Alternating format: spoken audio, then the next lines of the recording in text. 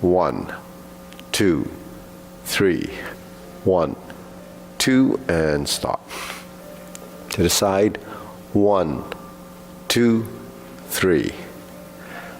1, 2, 3. 1, 2, 3. 1, 2, 3. 1, 2, 3. 1, 2, 3. 1, 2, 3. 1, 2, and stop. Okay, hands up. Reach down. Stretch 1, 2, 3. To your right, to your left, center. Inhale slowly, exhale. Hands up, reach down. 1, 2, 3. To your right, 2, 3. To your left, 2, 3. Center. Inhale. Exhale. Okay, one more time. Hands up. Reach down. 1, 2, 3. To your right, 2, 3. To your left, 2, 3. Center. Inhale. Exhale. Hands on your waist. Circular movements. 1, 2, 3, 4, 5, 6, 7, 8, 9, 10. 1, 2. Reverse. 1,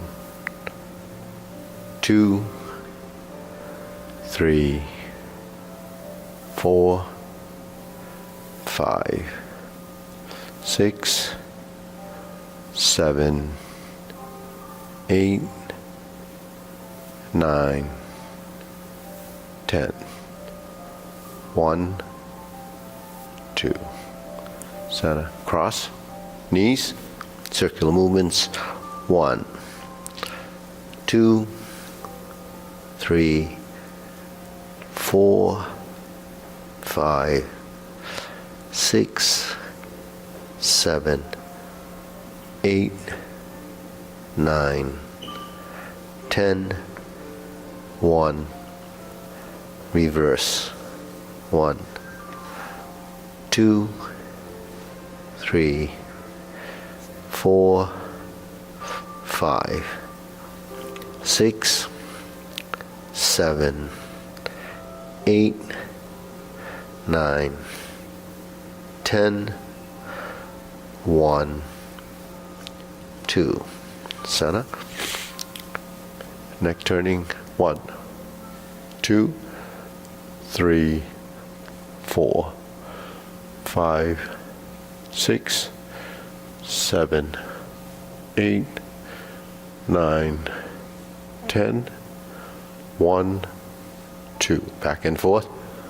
1, 2, 3, 4, 5, 6, 7, 8, 9, 10.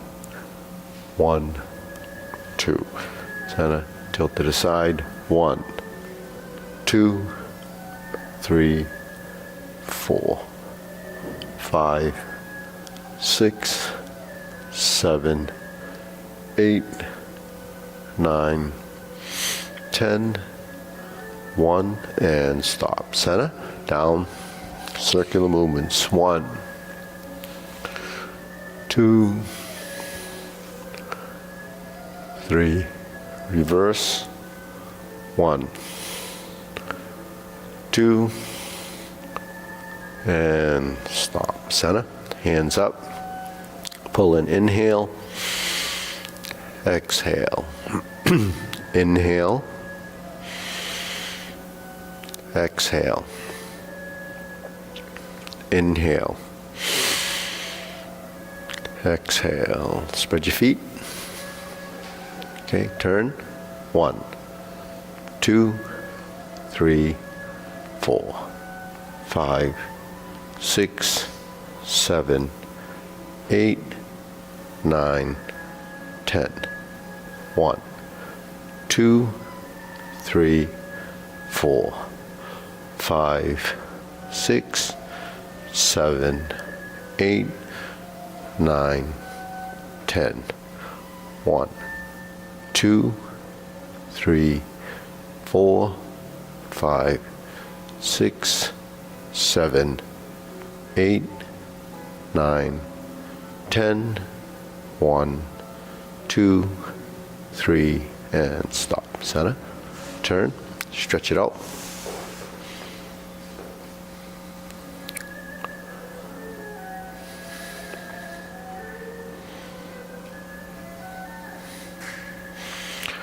Switch.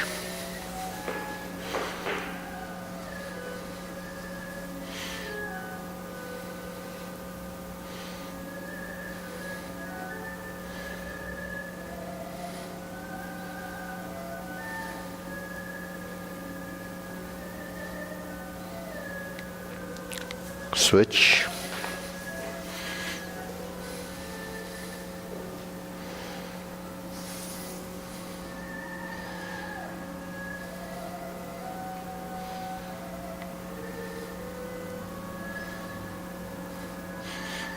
Switch.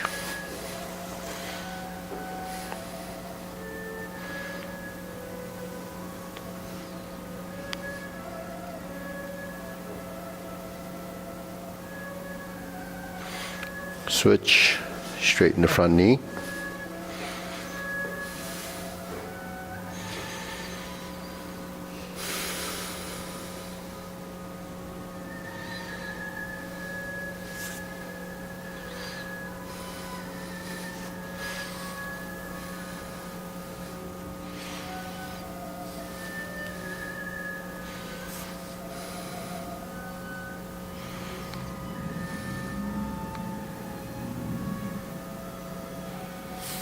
Switch.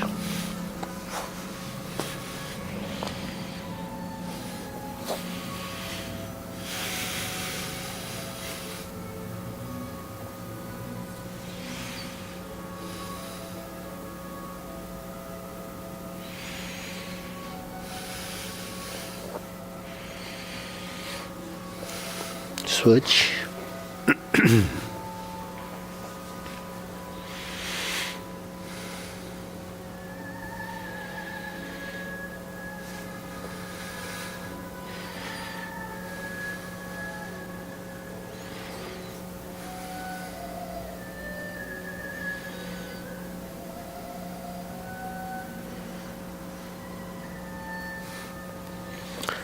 Switch.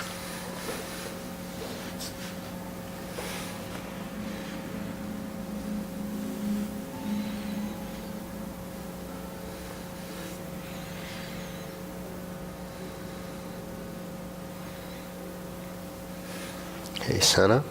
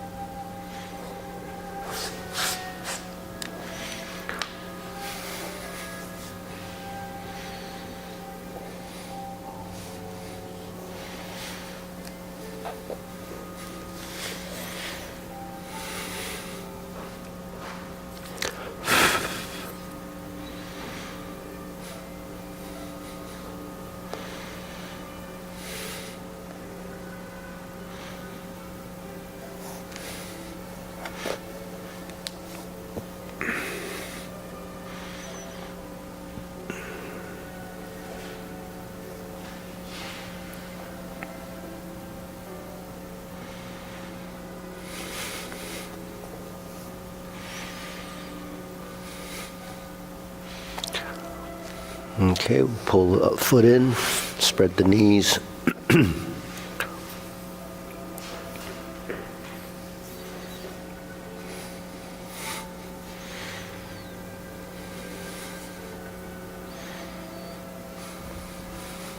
Okay, fold one knee down. Okay, slowly switch.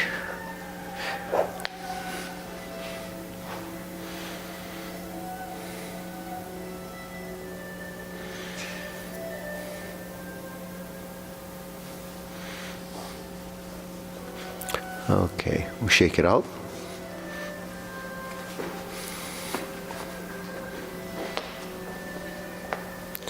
Okay. Okay, hands up, deep breathing. Inhale. Exhale. Inhale. Exhale. Inhale. Exhale. Okay, shoulder roll.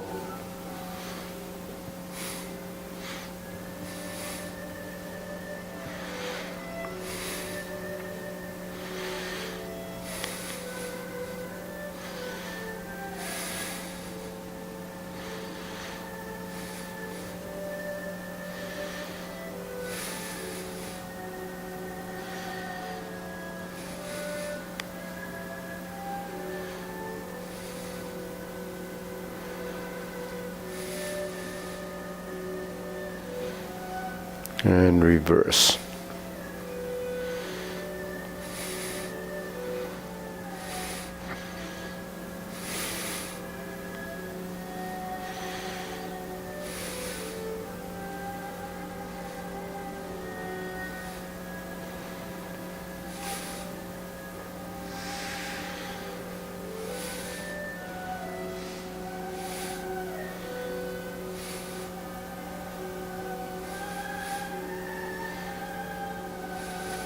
And center.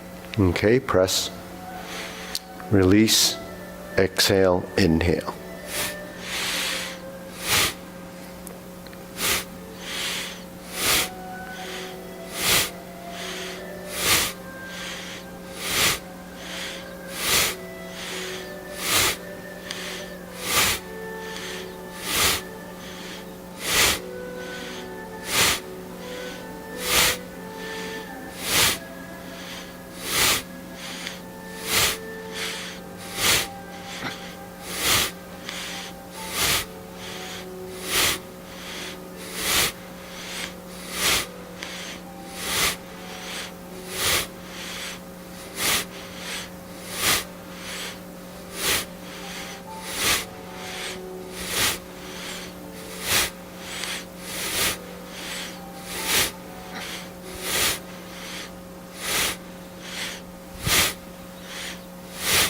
And stop. Hands up. Inhale.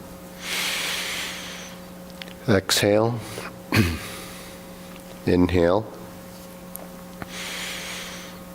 Exhale. Inhale.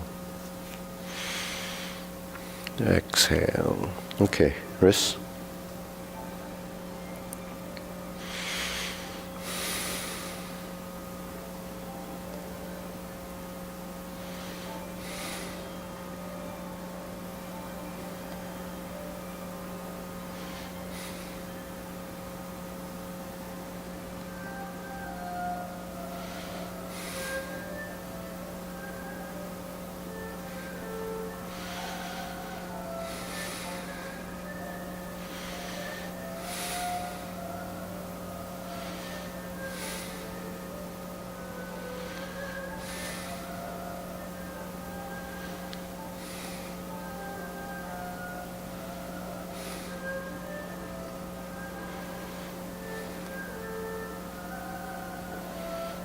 and reverse.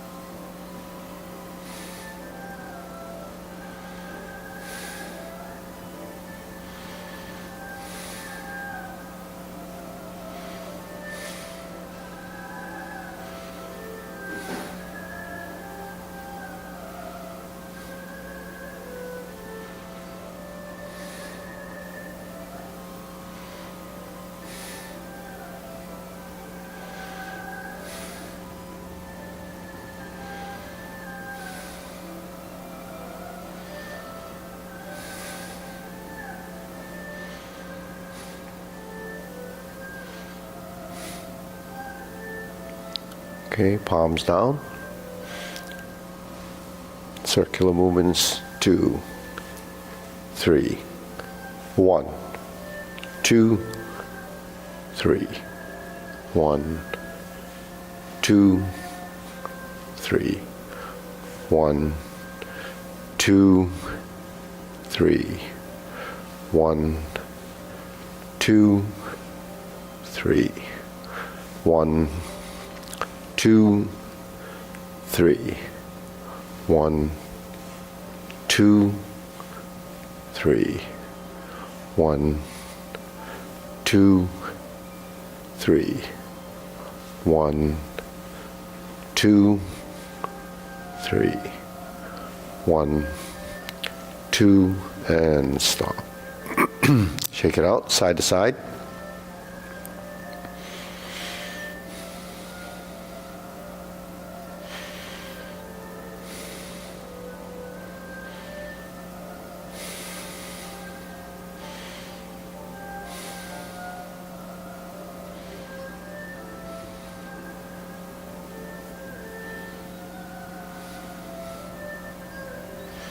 And center.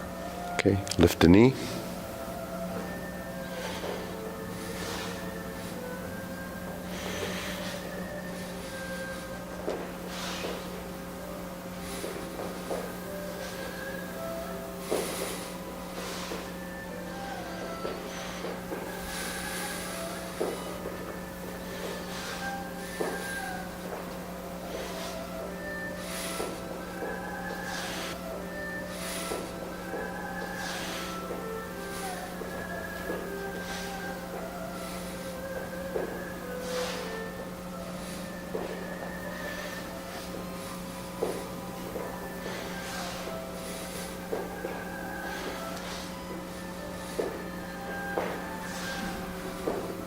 Okay, insert needle.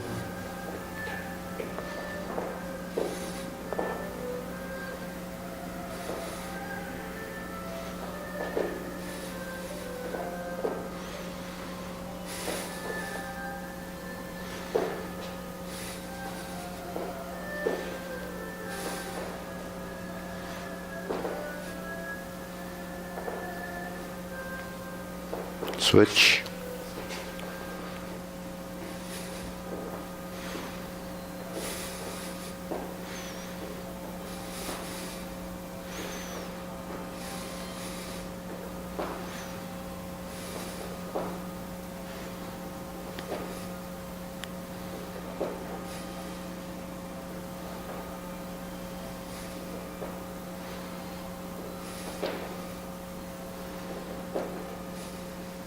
And center. Okay, we'll do the arm swing and leg swing.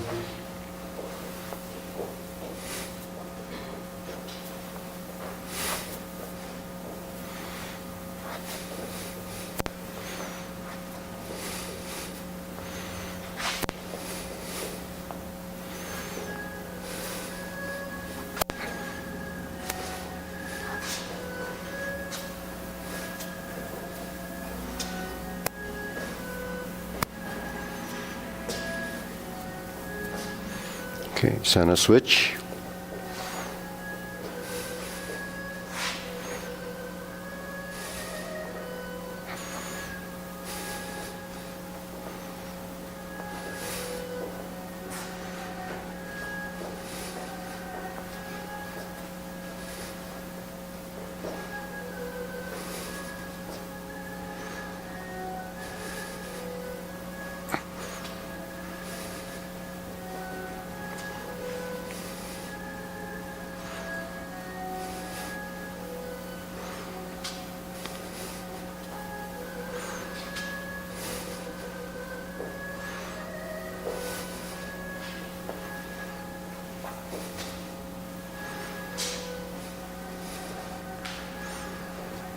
and center. Okay, side to side.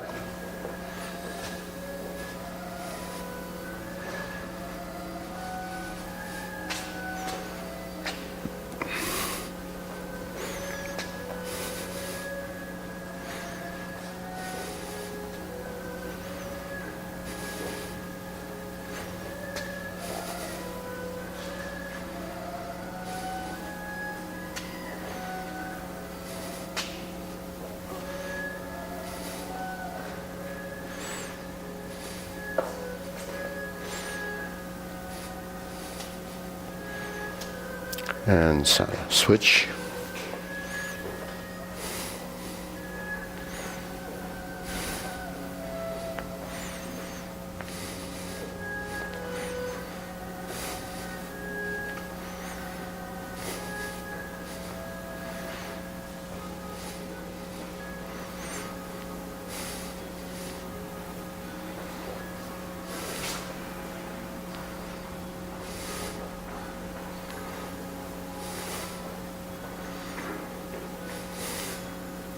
And center. Okay, deep breathing. Inhale.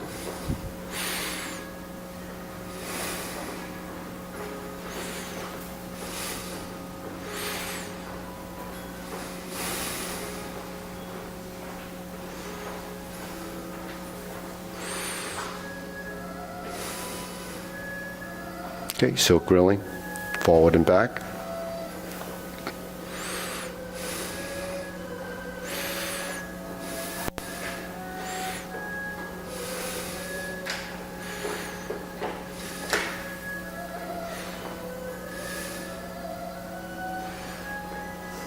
Okay.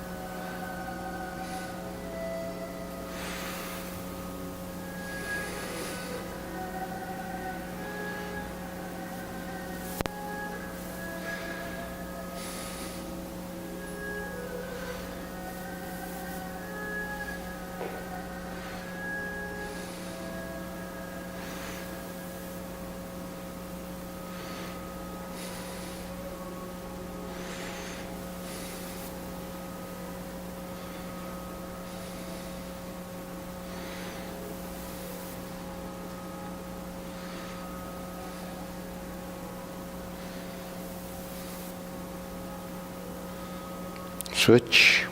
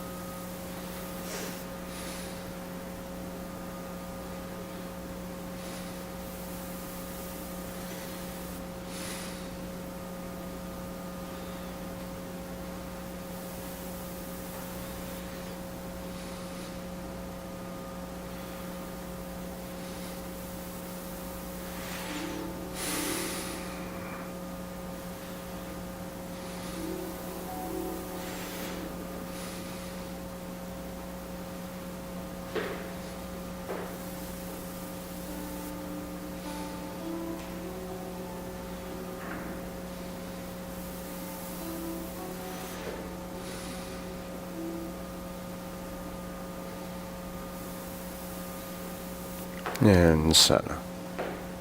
Okay, cross, open and close.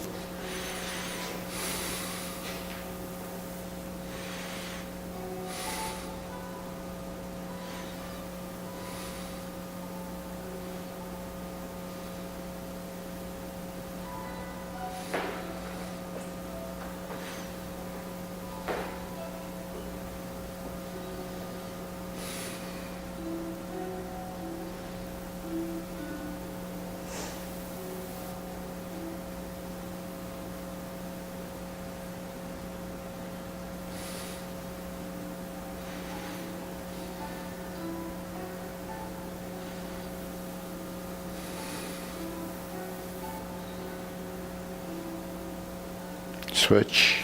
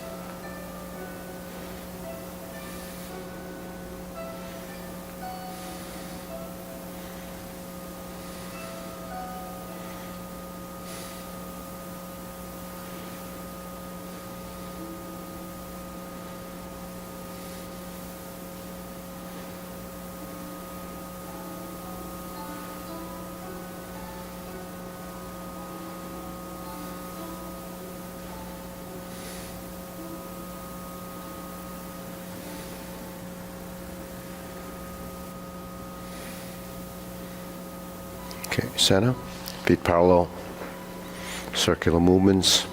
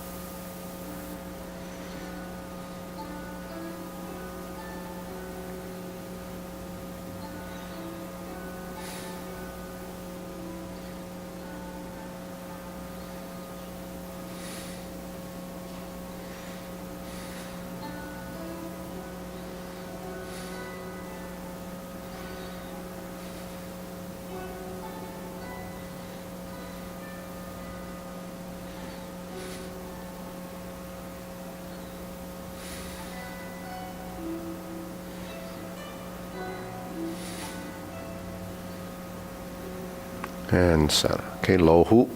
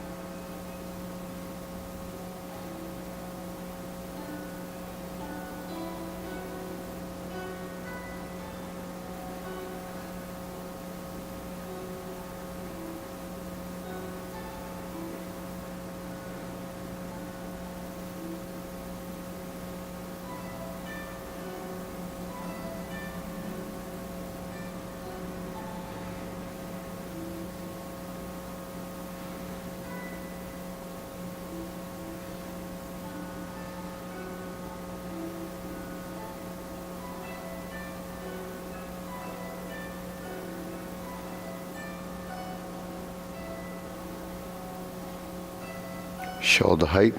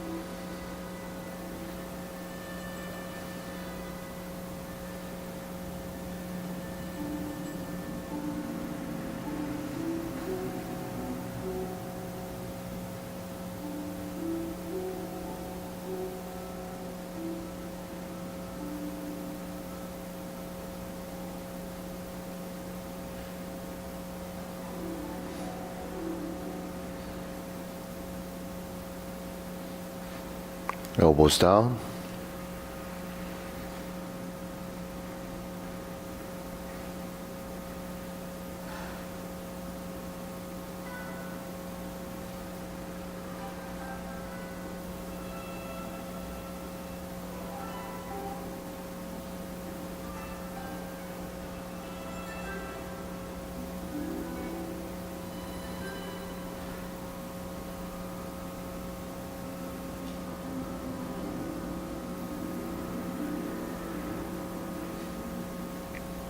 Palms down, straighten up.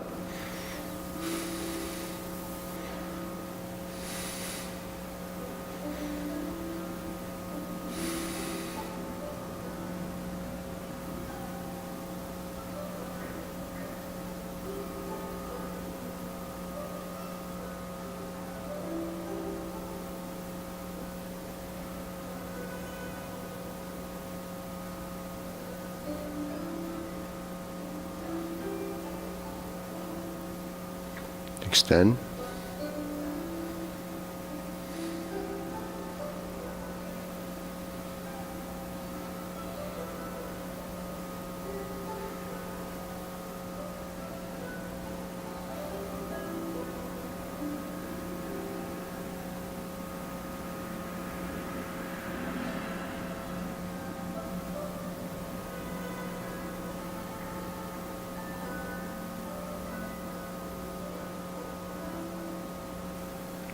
Okay, deep breathing. Inhale. Exhale. Inhale. Exhale. Inhale. Exhale. Okay, diagonal flying.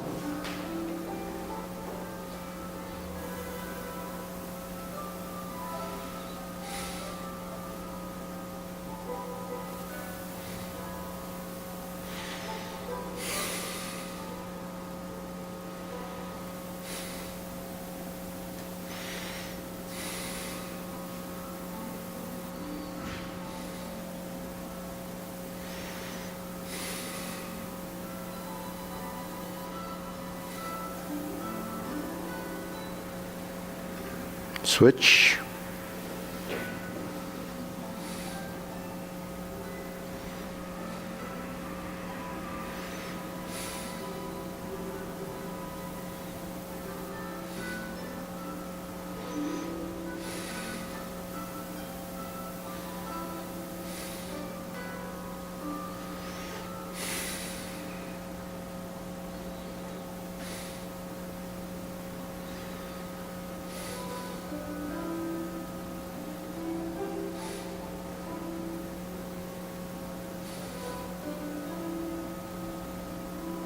Center.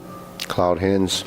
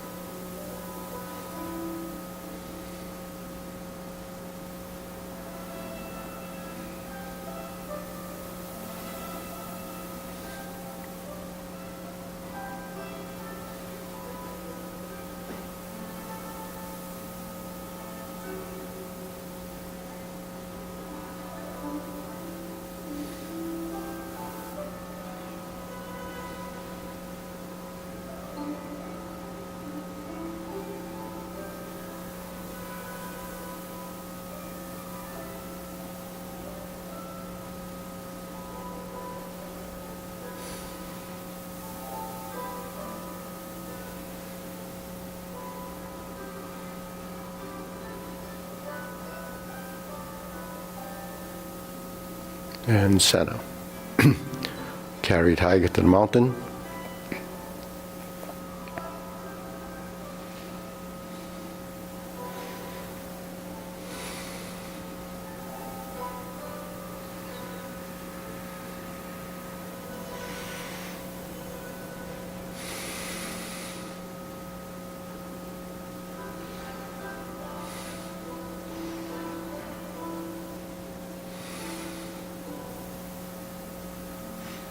Infinity sign.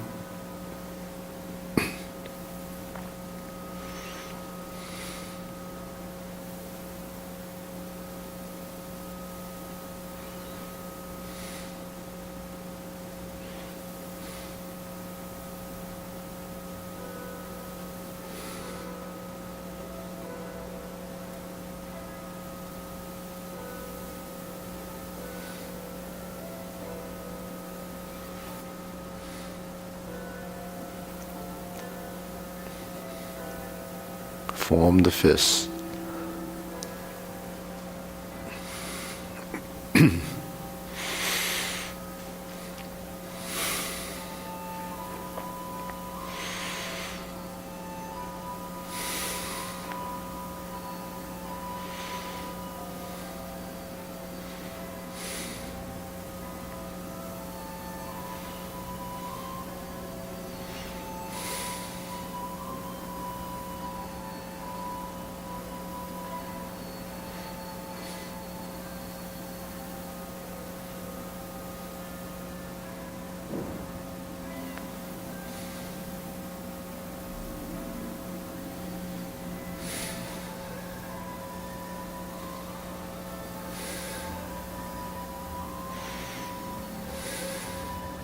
Okay, palms together, strum the lute.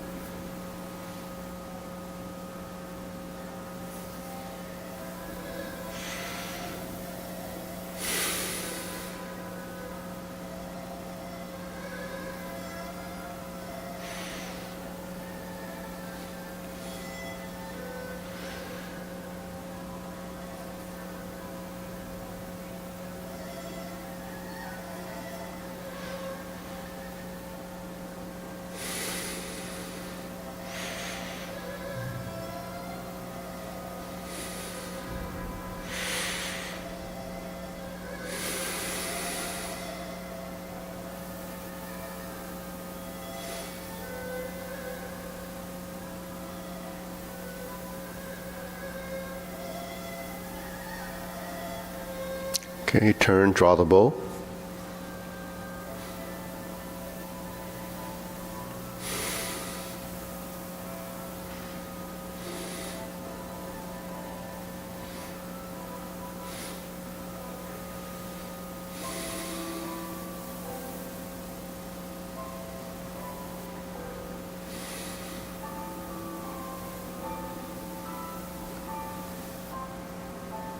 Okay, fan to the back.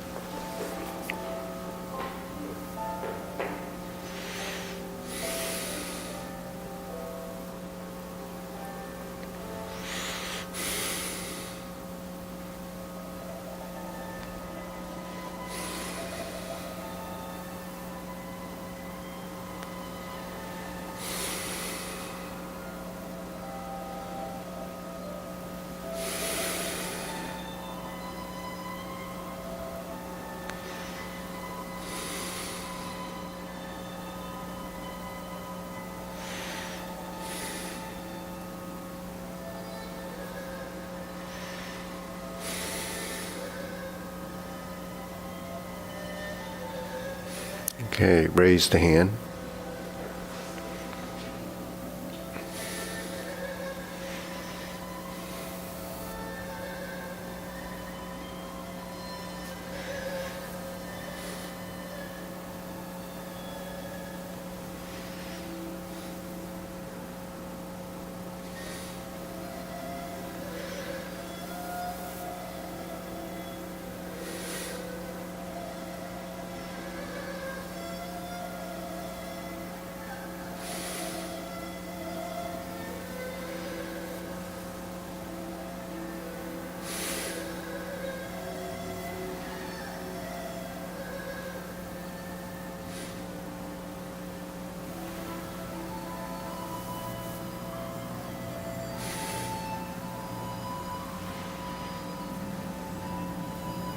Okay, palms down, deep breathing.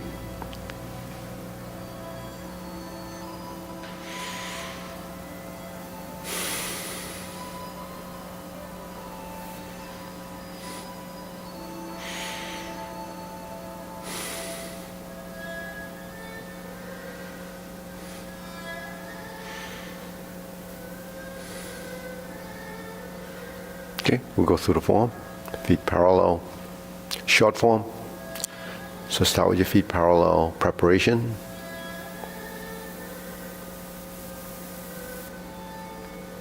Adjust your feet, step up, left side. Left side, Roger. Left side, other foot. Yep. Sit back and turn. Flip your hands. Right side, grasp the sparrow's tail.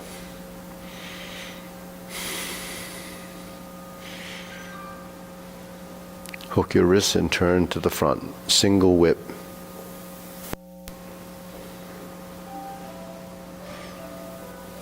Hold the ball. Shift.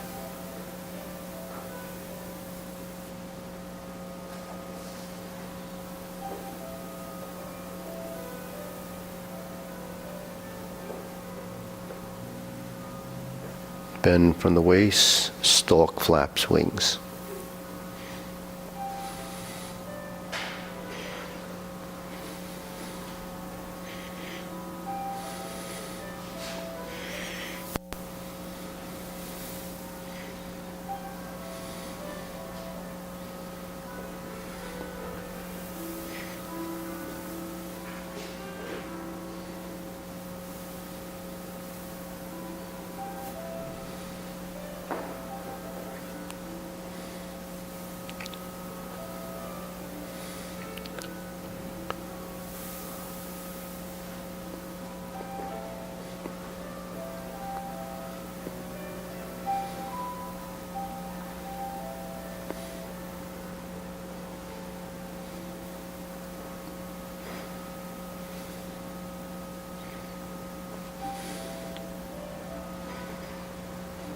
Punch, divert blocking punch.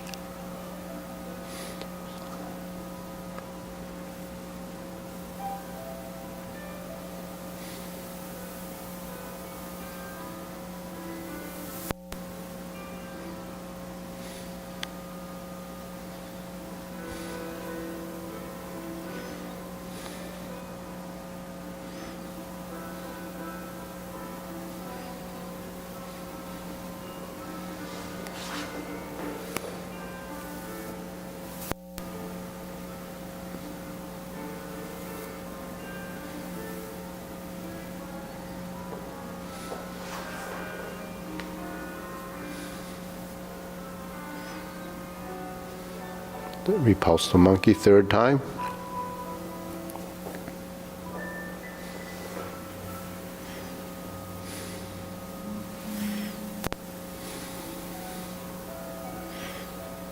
Diagonal flying.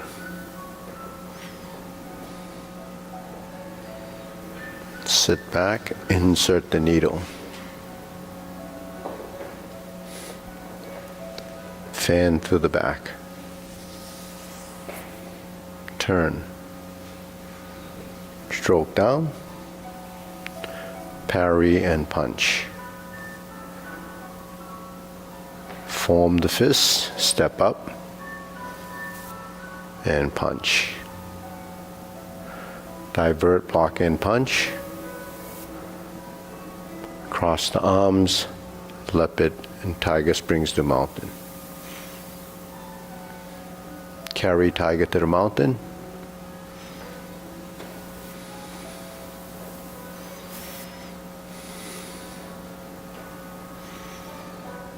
Raise the hand, bend from the waist, stalk flaps wings.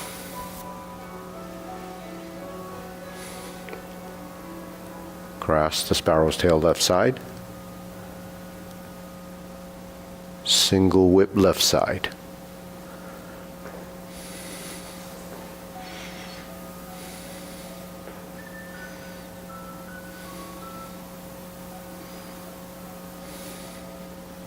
Diagonal flying. Sit back, part the horse's mane 2 times, left and right sides.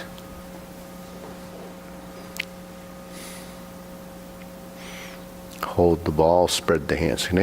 Cross over, walk to the corner. Left side J lady work shuttle.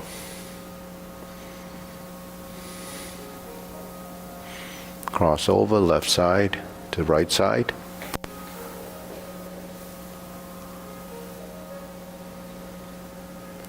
Drop your elbow, hook your wrists, and turn back.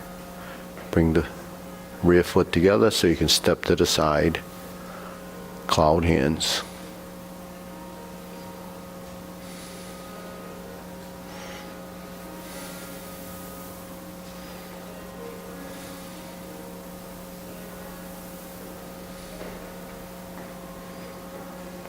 Single whip, hold and reverse the ball.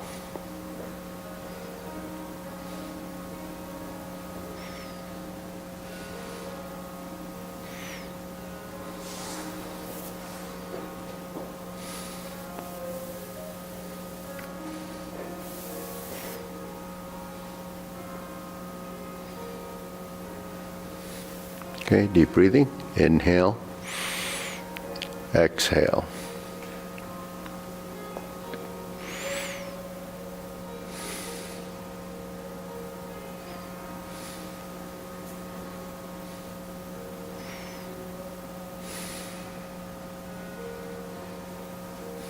Okay, so we'll try that again.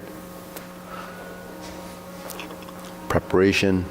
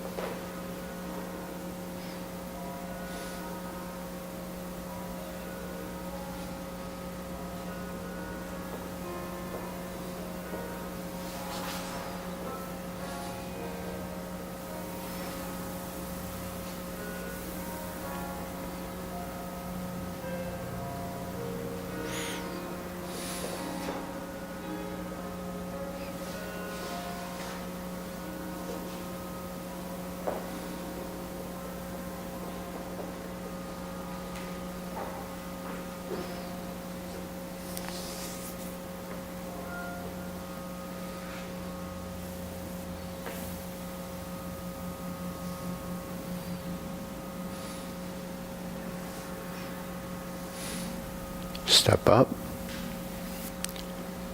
punch, divert, block, and punch.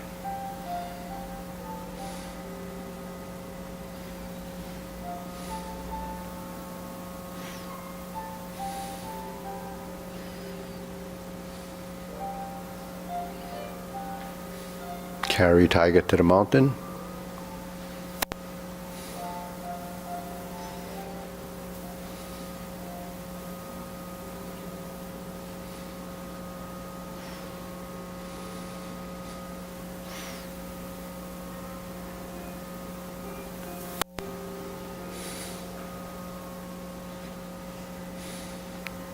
Left side, grasp the sparrow's tail.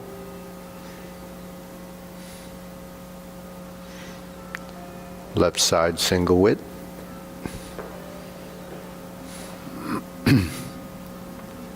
Hold the ball. Reverse the ball. Diagonal flying. Stroke down.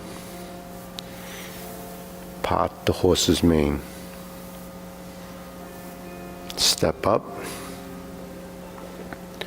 Part the horse's mane. Cross over. Jade Lady work shuttle. Second Jade Lady work shuttle. Crossing over, go to the right corner.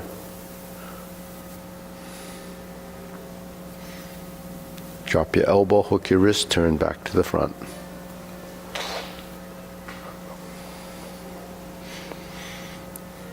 Cloud hands.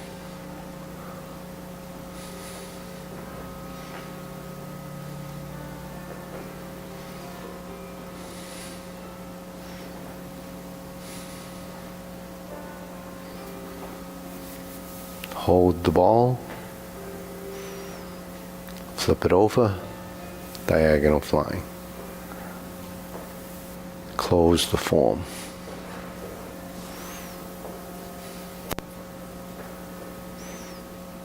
Deep breathing. Inhale. Exhale.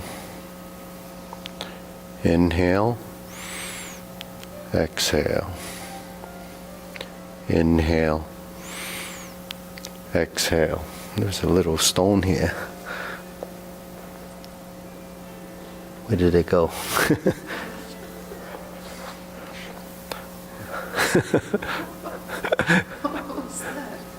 No, when I did the cloud hands, I felt the stone.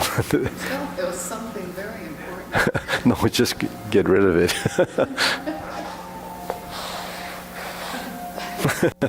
Anyways, that's what footwork's about. So the other day, I talked about hand, eye, body, waist, and stance. Remember that? So that's it's up on the board there. If you have a chance, you can read it. Hand, eye, body, waist, and stance. And so it's a strategy there. I call them the 5 coordinations. So the hands, the eye, the body, the waist, and the stance. And each one of those pieces, the elements, describe what your body or your system should be doing as it evolves. So all of those parts become the whole. Your eyes follow the hands as a motion, and there's different sort of levels of interpreting that depending on where you are and what stage you are in your practice. So this hand-eye coordination is something that, it's simple to understand. Hands and eyes have to work together. The body is the body form, the posture. So your goal in doing forms is to produce these postures and synchronize them together or link them together. So that's what part of the memory is. So that's sequential memory. But the posture itself is a final position. And it's defined by the name. Brush knee is your final position. And this is what you have to do is, once you've memorized the name and you kind of recognize the posture, then you have to see where the hands belong. That this is shoulder height, this is by the thigh, your body is square to the front, your leg is weighted in the front, and the rear leg is extended. So that's your final position. That's a posture. It's called form, body form. I think any activity, there's a body form, and that's defined by, this sort of a stylistic thing. It could be figure skating, it could be basketball, it could be hockey. You can just tell by the motion or the physical position they're in as what sport they're doing. You're playing. If you're like this, it could be probably tennis. If you're like this one's tricky because it could be baseball or golf, right? If you're like this, Basketball, if you're like this, pitching. or maybe throwing, right? Yeah. So when we're doing this, it's also body form. So what do we do with the body form is understand what it's, it looks like, but then if there's functionality like a martial art, then the posture has purpose. It's either blocking or striking and so forth. So you can interpret it like that, as a push being a strike, a punch being what it's supposed to be as a punch, a strike. But if you're doing it as a motion, you're learning the motion, the coordination, right? So that's body form. The body form itself really initially is just your hands. So everybody can see the hands. So that's the hand move. That's why we do the fundamentals, upper body. But the lower body is the legs. From the hips down are your legs. That's called lower half. And we've mentioned that before, that when you buy a chicken, there's upper half and the lower half. The lower half of the legs, the upper half is the wings, right? And that's, so that's, when you buy a chicken, you go to especially the Chinese grocery store, the lower half is the dark meat, the upper half is the breast meat, which is it's the white meat. So the turkey is the same way. So when we do our forms, the last thing in the 5 coordinations is legs. So legs are the hardest to develop, but it's the most critical to develop if you're trying to improve balance and mobility. So why? Because the lower half, most people just sit. You don't actually learn to use your legs other than if you're playing sports that you run. If you're playing soccer, then you would kick. If you're doing wrestling, then you would be grappling or using your legs to trip. So that depends on the sport. But in Tai Chi, we're using our leg work to develop the methods. The methods of footwork, shifting of weight, transition, and a look in the stance. A leaning position, an empty stance like this. All of these that's a final position. That's a final position. This is a final position. So each part actually has a certain sort of final shape. That's the geometry and position. So upper body, we know as what? What's it called? Single whip. So it's a name, and what should happen when the single whip? Some styles are like this. If you look at this body form, what's wrong with this body form? The shoulders are too high, right? So you learn from the look, when you watch yourself or you're watching, you know that the person's shoulders are too high. If the person's like this, what's wrong? Too far back, right? Too far back? Too far back. So the chest is open too much because you want to, this is, say when your body's standing in a neutral position and your arms are just hanging there. That's a neutral position because the shoulders are not cupped forward and they're not pulled back. What pulls the shoulders back is the muscles in your back. When they contract like this, then the shoulders will go back. In the front of your body, when you pull your chest and roll it, so there's a combination. It's called hollowing the chest and rounding the back. And when that happens, it's because your spine is the back piece, but in the front you have a joint also where the ribs come together, and it moves. So it can move inward, it can move out. So it's hollowing the chest is to round the back. When you do that, your shoulders, as part of this half of your body, will start to roll forward. So that's cupping your shoulders. So when you cup your shoulders, that brings your elbows slightly forward. And in this stance, your elbows line up with your knees in the 45-degree corner. If your arms are like this, in the frontal square position, it's not in line with the knee. So when you bring your arms to the 45, your shoulders have to cup, and that's your single whip position. And then this hand is the hook side. This hand's the palm side, right? And the thumb is slightly rolled over like this to sort of hollow the palm. And on this side, the index finger and the thumb come together, and then the three other fingers kind of roll down to touch that meaty part of the thumb, like the drumstick. That looks like a drumstick, right? So your hands are like that, right? So that's what a single whip is. So that's what your target position is.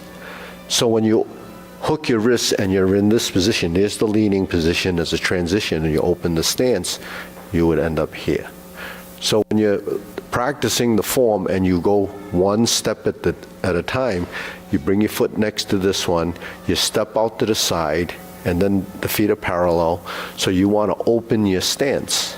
Opening the stance means to pivot on the heel of the foot until that reaches 45, and then you start to transition across, and then the hand starts to move, and it ends up past center, face that corner, because then your torso actually becomes part of that movement. So hand, eye, body, waist, and stance.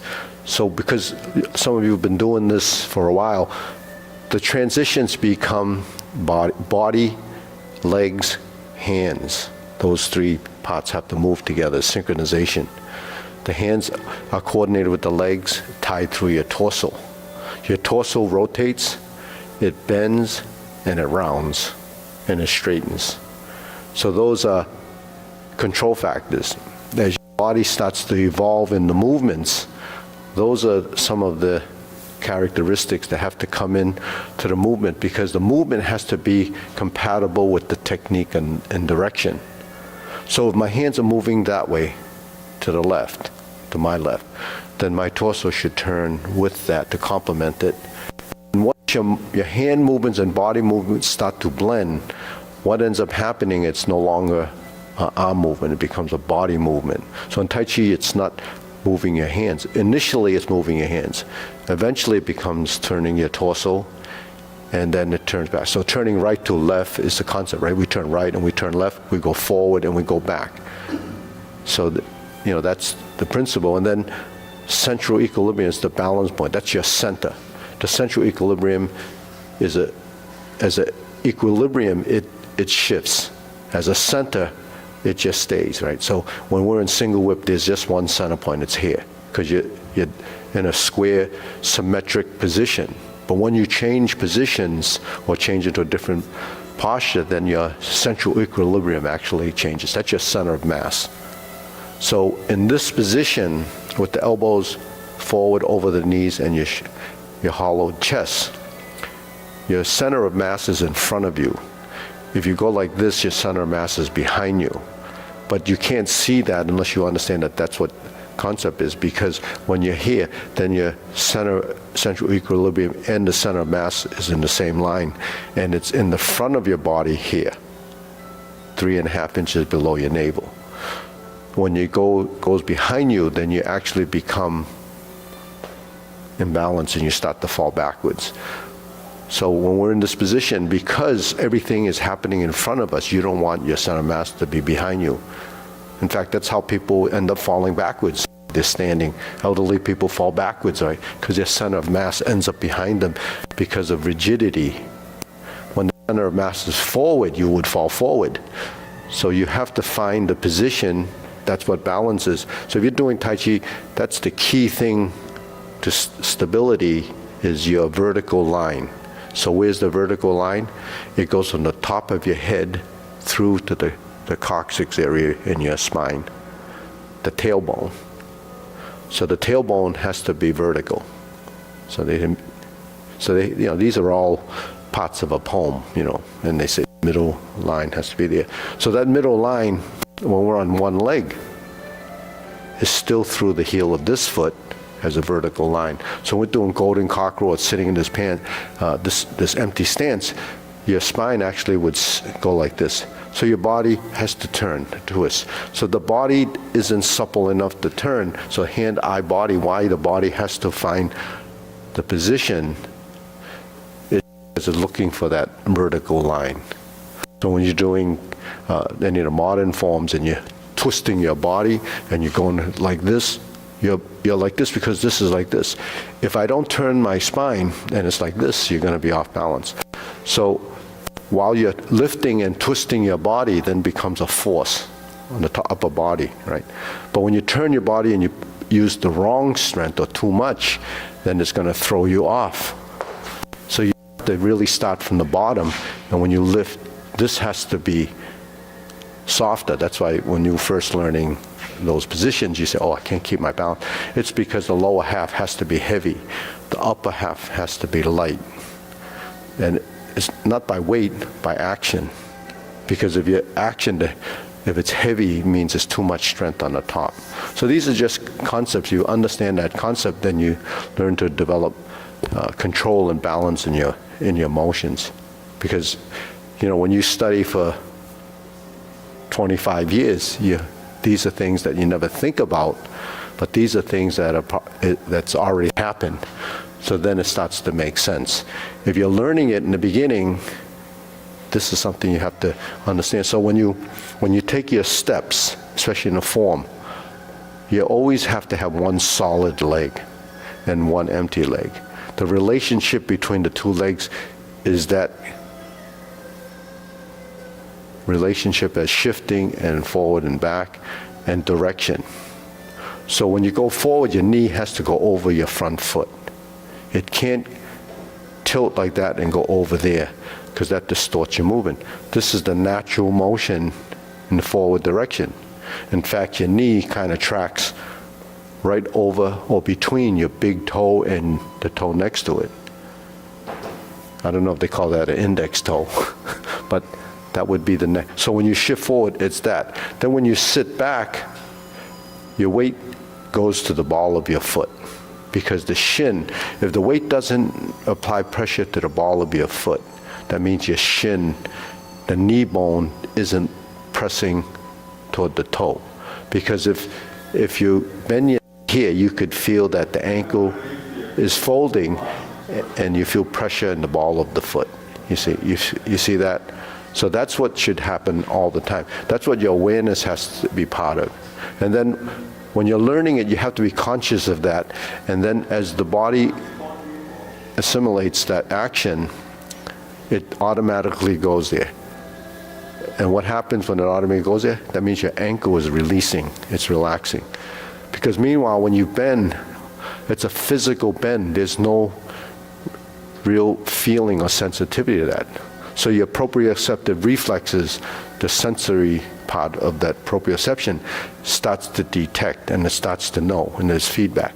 So when you sit back, it automatically would be sinking from the shin toward the ball of the foot. When that happens, then your tailbone starts to settle down forward. So this becomes like a Z, right? It's a Z. It's not just bending of the knee and the ankle is not released. That's where the stability comes from in your stances. But when you're building that stability, you're also building tremendous strength in the legs. So that's how the leg work works. And when you sit back and you're turning, that knee, that hip, and that ankle is not still. It's not only in one plane of motion. In fact, it goes into multiple planes. And it has to adjust, and that's where the flexibility of the hip, the knee, and the ankle work together. So you don't have knee problems. The knee problems come from not allowing those groups of muscles to synchronize together as a unit. So lower half on this side, that's one unit, that's the other unit. Upper body, this is one unit, this is one unit. So those are four pieces that have to build a relationship. So the hand, eye, body, waist, and stance is those 5 coordinations that have to come together as a unit. And then the 5th piece is your torso, which is your spine and your waist. So the waist actually is critical for upper-lower coordination. So if you don't turn your spine and you don't turn your waist in motion, then you can't connect the two.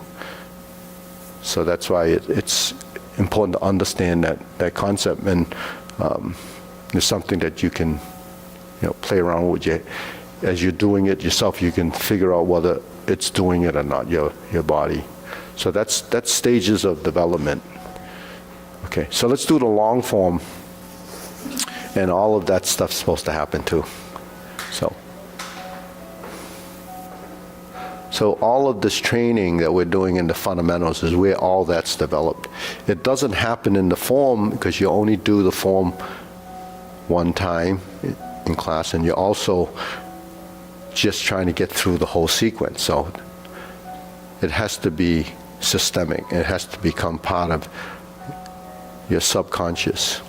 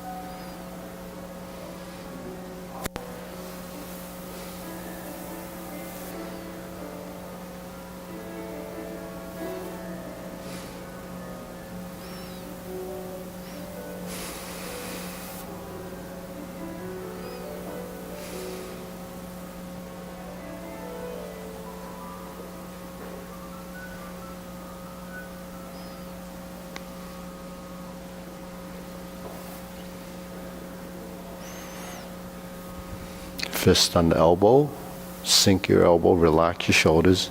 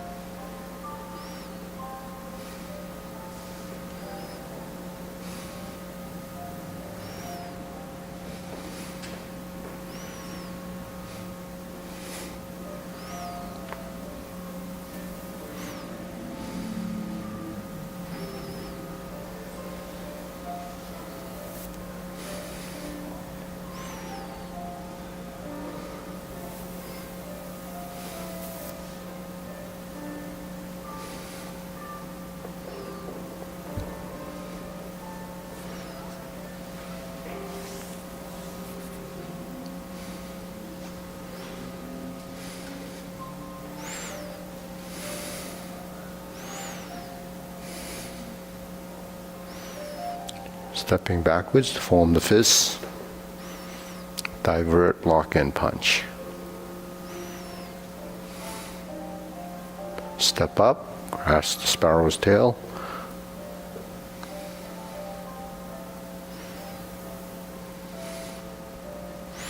Single whip, cloud hands.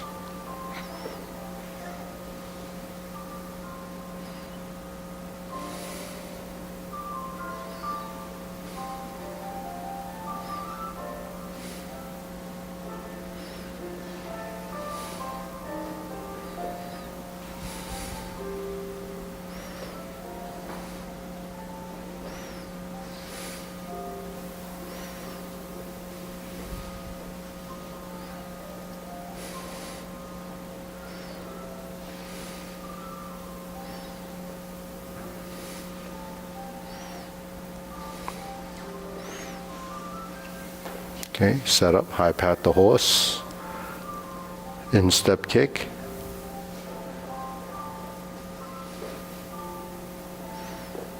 high pat the horse, second instep kick, turn, heel kick, brush knee and push, second brush knee,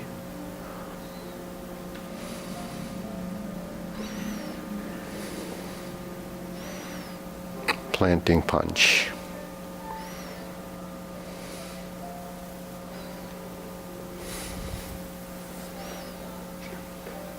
Turn, parry and punch.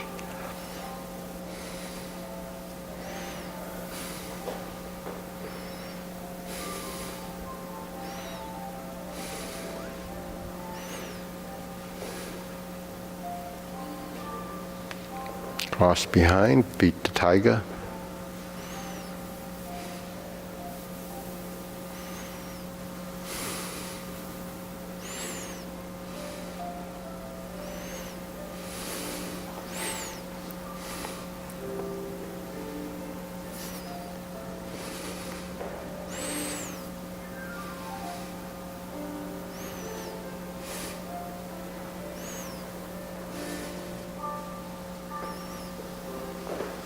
.360, potting horse, potting leg, sorry.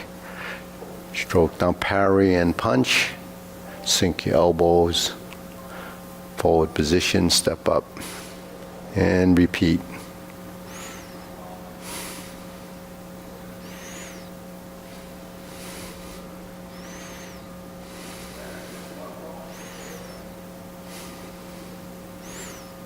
Carry tiger to the mountain again.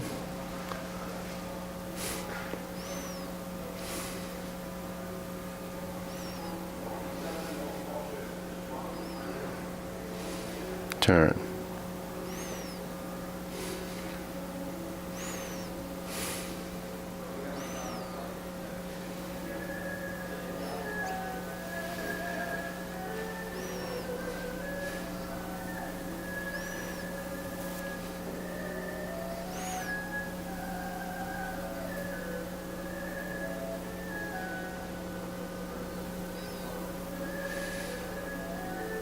Single whip back to the front, and hold and reverse the ball.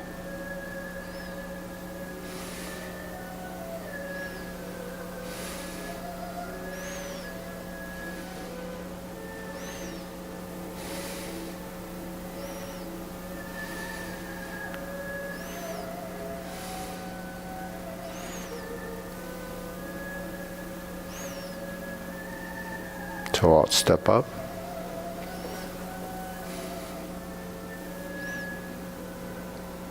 Toe out, step up.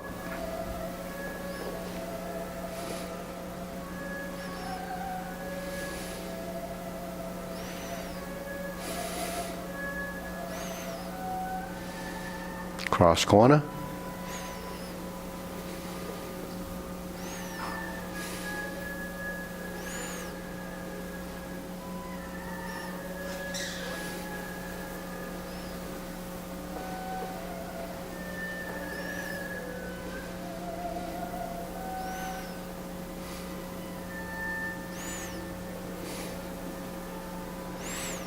Part the horse's mane.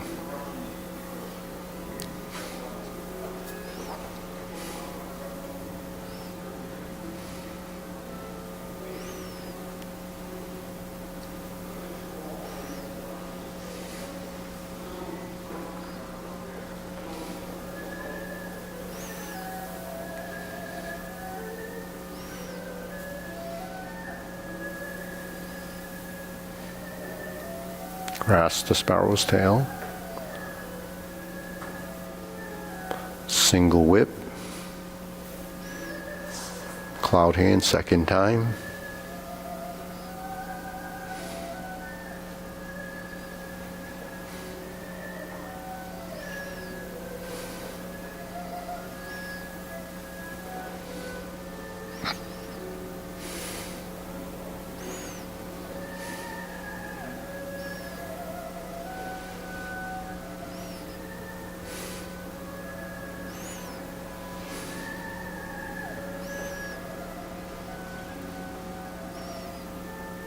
Turn, cover hand, snake sticks out tongue, pull down, step up, golden cockerel, step down, thrusting kick,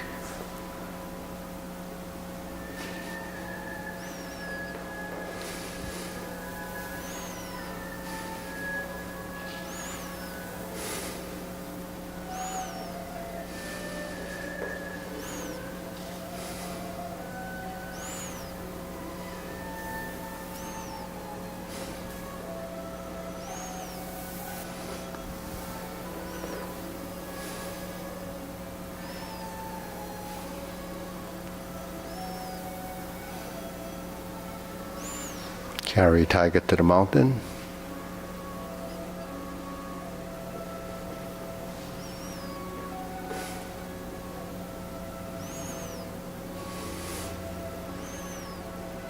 Step up, press, raise the hand.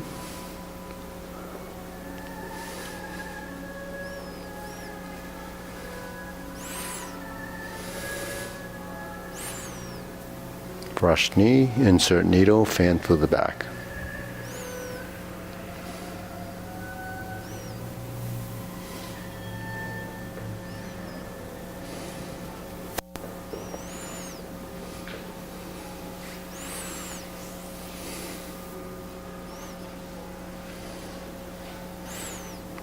Parry and punch and step forward.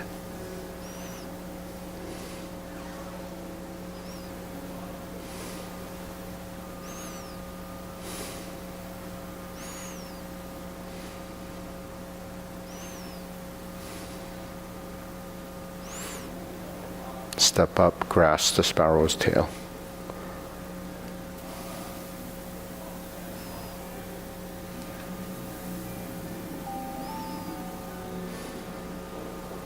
Second set of cloud hands.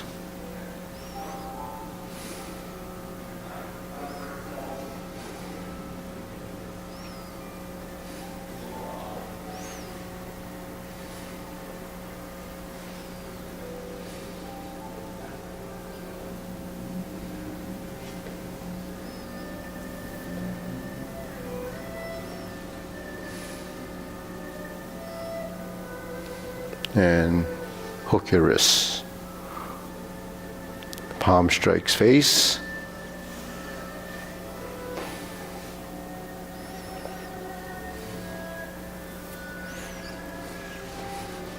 Single lotus. Brush knee. And back. And forward. Punch down the crotch.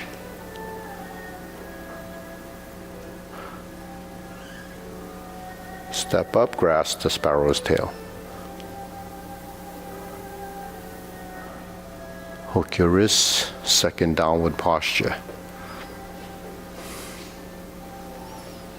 Cover hand, snake sticks out tongue. Pull down, 7 star. Step up across the wrists, press. Hook and separate. Left palm strikes face. Turn. Double lotus. Draw bow to shoot tiger. Palm strikes face left. Parry and punch. Set up your hands. High pat the horse. Step up to grasp the sparrow's tail.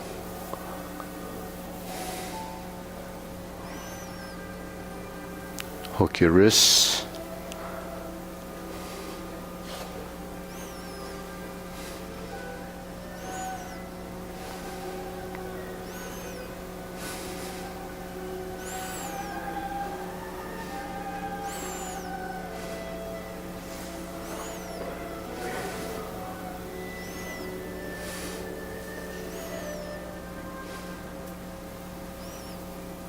Okay, deep breathing.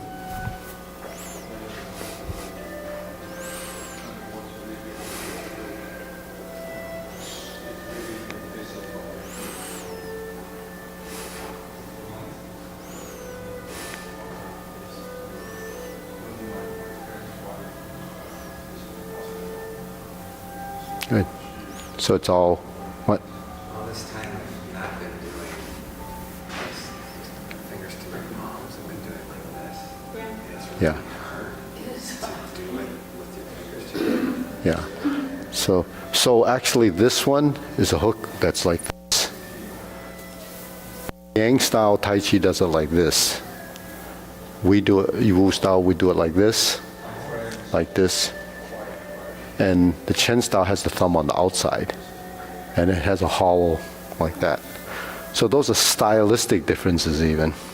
But the thing is, it's still finger dexterity and control. You know, your fingers are nimble and you can do different things with it. But a lot of that's going away with kids because they don't write.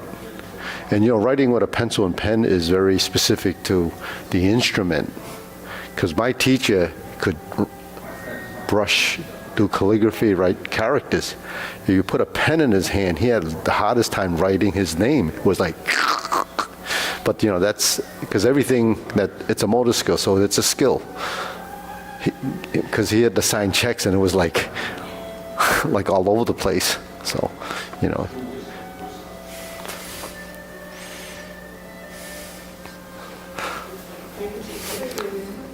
So, you know, so for someone watching, you say, wow, he can't even write his name.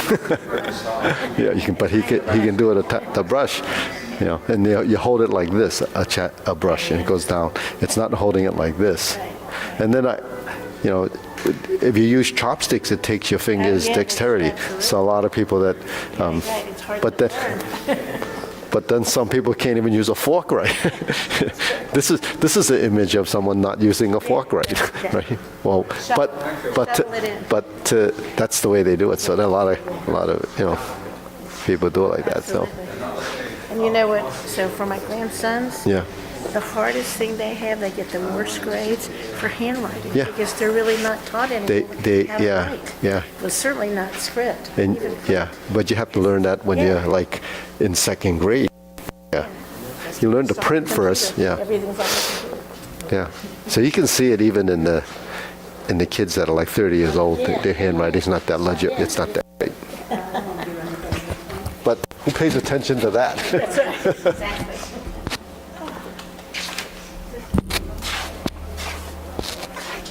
Okay, gotta go.